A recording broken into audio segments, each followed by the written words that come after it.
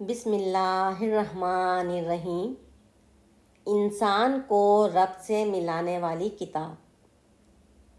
حضرت جبیر بن مطعم فرماتے ہیں کہ ہم حجفہ کے مقام پر رسول اللہ صلی اللہ تعالیٰ علیہ وآلہ وسلم کے ساتھ تھے تو آپ صلی اللہ تعالیٰ علیہ وآلہ وسلم نے ارشاد فرمایا، کیا تم ان باتوں کی گواہی نہیں دیتے کہ اللہ کے سوا کوئی معبود نہیں، وہ ایک ہے اور اس کا کوئی شریک نہیں ہے، اور یہ کہ میں اللہ کا رسول ہوں اور یہ قرآن پاک اللہ کی طرف سے آیا ہے؟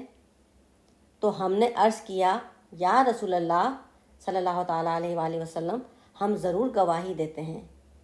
تو یہ سن کر آپ صلی اللہ تعالیٰ علیہ وآلہ وسلم نے ارشاد فرمایا، تمہیں خوشخبری ہو، بلا شبہ اس قرآن پاک کا ایک کنارہ اللہ کے ہاتھ میں ہے اور دوسرا کنارہ تمہارے ہاتھ میں ہے، تو لہٰذا اسے مضبوطی سے تھامے رکھو تو تم کبھی نہ ہلاک ہوگے اور نہ ہی گمراہ ہوگے۔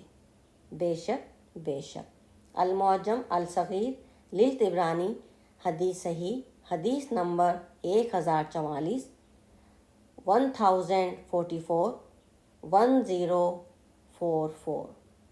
بے شک سبحان اللہ، الحمدللہ، بے شک اس میں کوئی شک نہیں۔